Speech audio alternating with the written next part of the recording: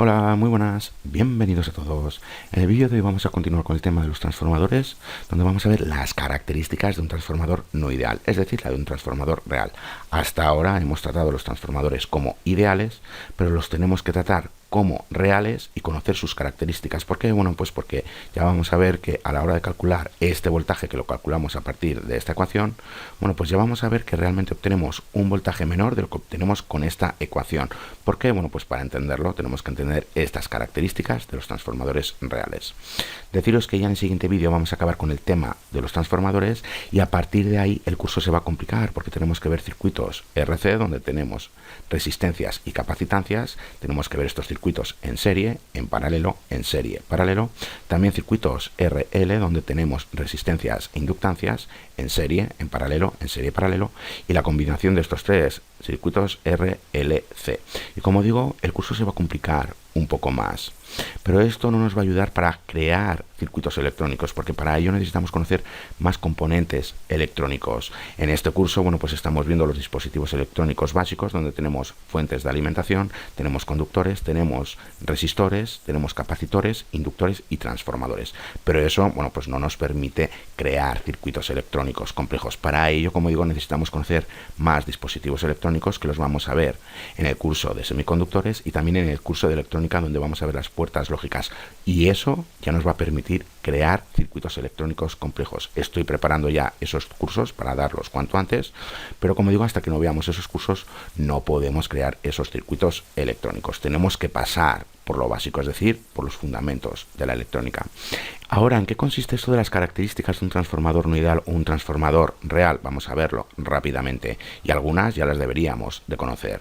Ya vemos que tenemos la resistencia de devanado, las pérdidas en el núcleo, la dispersión del flujo magnético, la capacitancia de devanado, la potencia nominal de un transformador y la eficiencia de un transformador.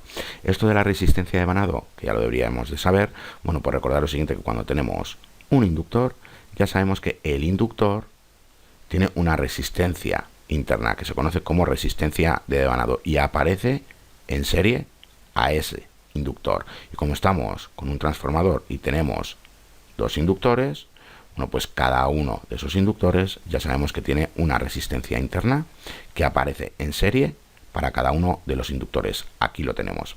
¿En qué se traduce todo esto? Bueno, pues que si nosotros colocamos aquí una carga, ya sabemos que por aquí va a atravesar cierto voltaje, que lo calculamos a partir de esta ecuación, donde tenemos la relación de vueltas multiplicada por el voltaje primario.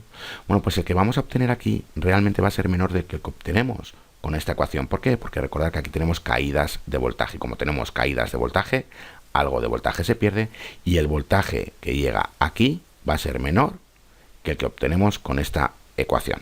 Simplemente para que lo sepáis. Ahora bien, en muchos casos este efecto es relativamente pequeño y lo podemos omitir. Hasta ahora lo hemos estado omitiendo. ¿Qué es esto de las pérdidas en el núcleo? Bueno, pues siempre que lo sepáis va a haber algo de conversión de energía en el material del núcleo de un transformador práctico, y esta conversión aparece en forma de calor de los núcleos de ferrita y hierro, pero no así en los núcleos de aire.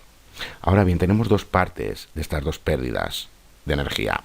Mira, una parte de esta conversión de energía tiene lugar a causa de la inversión continua del campo magnético provocada por la dirección cambiante de la corriente en el primario, y a este componente de la conversión de energía se le conoce como pérdida por histéresis. Recordar que ya vimos en vídeos anteriores que es esto de la histéresis. Ahora bien, el resto de la conversión de energía en calor se debe a corrientes parásitas. Recordar que tenemos corrientes parásitas. Bueno, pues estas corrientes parásitas se producen cuando se induce voltaje en el material del núcleo mediante el flujo magnético cambiante, y esto, bueno, pues es por la ley de Faraday. Ahora bien, estas corrientes parásitas se presentan en patrones circulares en la resistencia del núcleo y por ello, bueno, pues se produce calor. Ahora bien, esta conversión en calor se puede reducir en gran medida con el uso de una construcción laminada de los núcleos de hierro. Recordad cuando vimos la construcción de los núcleos de hierro, ya hemos visto que teníamos una construcción laminada. Bueno, pues se emplea esa construcción laminada para reducir esa conversión de calor. Eso lo conseguimos, bueno, pues con las delgadas capas del material electromagnético que están aisladas entre sí. ¿Para qué? Como digo, para reducir la acumulación de corrientes parásitas y con ello, bueno, pues reducimos al mínimo las pérdidas en el núcleo. Ahora bien, ¿qué es esto de la dispersión del flujo magnético? Mirad, nosotros ya sabemos que aquí tenemos un núcleo y aquí tenemos los inductores, en este lado y en este otro lado. Bueno, pues ya sabemos que las líneas de fuerza del campo magnético viajan a través del núcleo y se están concentrando en el núcleo. ¿Para qué? Bueno, pues para que atraviesen ambas bobinas, es decir, estamos concentrando estas líneas de fuerza del campo magnético para que atraviesen las dos bobinas. Ahora bien, no todas las líneas van a viajar por este núcleo, es decir, que ciertas líneas, bueno, pues van a viajar por el aire circundante y van a viajar de un extremo a otro del primario. Bueno, pues para que lo veáis, aquí lo tenemos, estas líneas están viajando por el aire y ya vemos que no viajan por el núcleo. Bueno, pues esto lo que hace es reducir el voltaje en el secundario. Y para que lo terminéis de entender, bueno, pues recordad lo siguiente, que el porcentaje, y esto lo voy a poner en rojo, que el porcentaje del flujo magnético que llega al devanado secundario realmente determina el coeficiente de acoplamiento de un transformador. Recordar el coeficiente de acoplamiento. Eso quiere decir que si, por ejemplo, 9 de cada 10 líneas de flujo llegan al secundario, el coeficiente de acoplamiento va a ser 90%. Ahora bien, la mayoría de los transformadores de núcleo de hierro tienen coeficientes de acoplamiento muy altos, mayores del 99%. En cambio, si estamos con núcleos de ferrita y núcleos de aire, bueno, pues ya vamos a ver que tienen valores más bajos, pero si estamos con los de hierro, son mayores del 99%. Pero todo esto se traduce a obtener un voltaje menor en el secundario. ¿Qué es esto de la capacitancia de devanado? Esto ya lo deberíamos de saber. Ya sabemos lo siguiente. Aquí tenemos nuevamente un inductor y aquí tenemos el otro inductor. Ya sabemos que por cada vuelta del inductor, aquí simplemente tenemos unas reactancias parásitas. Las tenemos aquí. Por cada vuelta del inductor, como digo, bueno, pues si las unimos, esto se traduce a tener aquí una reactancia efectiva que aparece en paralelo al inductor. Y aquí nos pasa exactamente lo mismo, porque como digo, por cada vuelta del inductor tenemos una capacitancia parásita y si las unimos tenemos esta capacitancia efectiva que aparece en paralelo para cada inductor. Esto se traduce a tener aquí menos voltaje en el secundario. ¿Por qué? Bueno, pues recordar lo siguiente, que cuando tenemos capacitancia ya sabemos que depende de la frecuencia. Cuando tenemos bajas frecuencias, por ejemplo, cuando estamos con frecuencias de línea de potencia, bueno, pues las reactancias que tenemos aquí son muy altas y por eso este efecto no lo tenemos en cuenta. Como son muy altas, ya sabemos que se opone a la corriente. Ahora bien, si estamos con frecuencias elevadas, la reactancia que tenemos aquí realmente es muy baja y eso ya sabemos que permite circular la corriente. Bueno, pues es por ello que aquí el voltaje que vamos a obtener va a ser menor.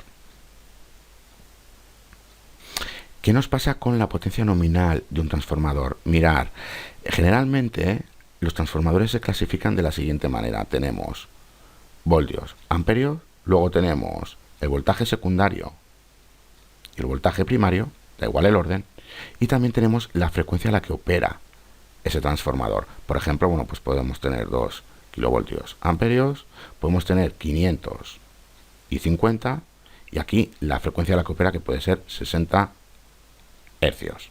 Bueno, pues como digo, aquí lo que tenemos es la potencia nominal aparente, aquí tenemos los voltajes para el secundario y primario y aquí tenemos la frecuencia a la que opera ese transformador. ¿Por qué nos viene muy bien esta forma de representar o esta forma de clasificar los transformadores?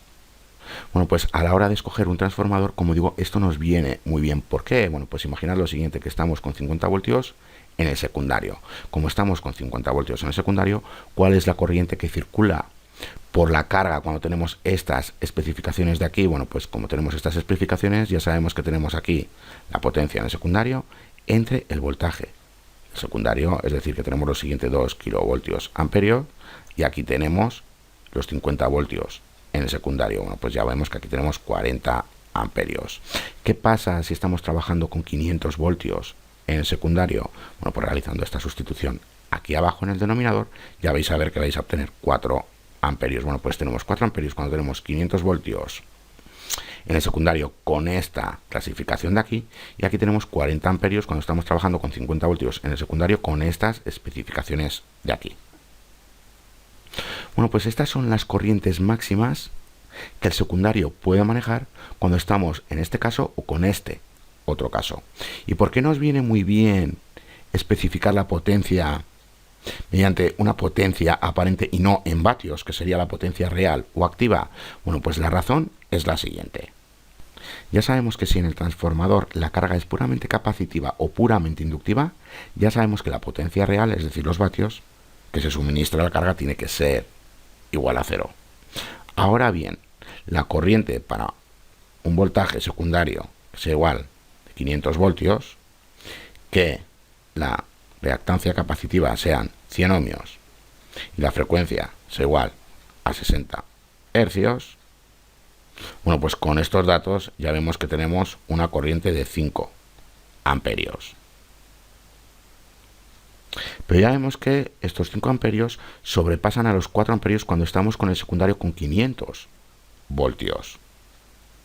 Y ya vemos que el transformador está en riesgo de sufrir averías. Bueno, pues es por ello que no tendría sentido especificar la potencia en vatios, sino que la tenemos que especificar en potencia nominal aparente. Esta de aquí, porque con esto podemos realizar los cálculos y ver si estamos sobrepasando la corriente que puede manejar el secundario, gracias a esta nomenclatura.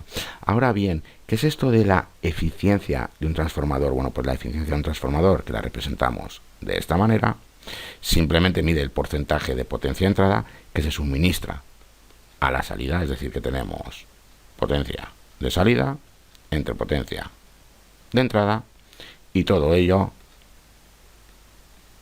por 100.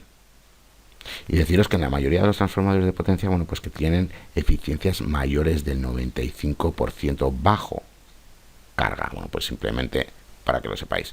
Bueno, pues sabiendo todo esto, vamos a realizar un par de ejercicios y dejamos el vídeo. Mirar, nos dice lo siguiente, que cierto tipo de transformador tiene una corriente primaria de 5 amperios y un voltaje primario de 4800 voltios. La corriente secundaria es de 90 amperios y el voltaje secundario de 240 voltios. Bueno, pues tenemos que determinar la eficiencia de este transformador. ¿Cómo lo hacemos? Lo acabamos de ver. Ya sabemos que tenemos esta ecuación, que tenemos la potencia de salida entre la potencia de entrada y todo ello por 100. Bueno, pues ¿cómo calculamos nosotros las potencias teniendo voltaje y teniendo amperios? Bueno, pues aquí lo tenemos. Aquí tenemos la potencia de entrada, donde tenemos los 5 amperios y los 4800 voltios, donde ya vemos que obtenemos 24 kilovoltios amperios. Aquí tenemos la potencia de salida, donde ya sabemos que tenemos los 240 voltios por 90 amperios. Bueno, pues ya vemos que obtenemos 21,6 kilovoltios amperios. Bueno, pues realizando la correspondiente sustitución en esta ecuación y multiplicándolo por 100, ya vemos que la eficiencia es del 90%. Vamos a realizar el último ejercicio y dejamos el vídeo. Mirad, un transformador tiene corriente primaria de 8 amperios con voltaje primario de 440 voltios. La corriente secundaria es de 30 amperios y el voltaje secundario de 100 voltios. ¿Cuál es la eficiencia? Bueno, pues nuevamente calculamos esa potencia donde tenemos voltaje por amperios. Para la entrada, bueno, pues ya sabemos que tenemos esto de aquí, donde tenemos 3,52 kilovoltios amperios. Y para la salida, bueno, pues como tenemos 100 por 30, ya vemos que tenemos 3 kilovoltios amperios. Bueno, pues realizando la correspondiente en esta sustitución y multiplicándolo por 100, ya vemos que obtenemos el 85,23%, que hace referencia a la eficiencia de este transformador. Bueno, pues simplemente para que tengáis en cuenta cuáles son las características que tenemos en los transformadores reales a la hora de obtener esos voltajes secundarios, porque si empleamos esta ecuación de aquí, ya vamos a ver que realmente lo que medimos siempre va a ser menor de lo que obtenemos con esta ecuación. ¿Por qué? Porque tenemos esas características del transformador real que reducen ese voltaje secundario. Bueno, pues hasta aquí este vídeo. Ya en el siguiente vídeo vamos a acabar con el tema de los transformadores, donde vamos a ver los transformadores con tomas y devanados múltiples. Hasta la siguiente.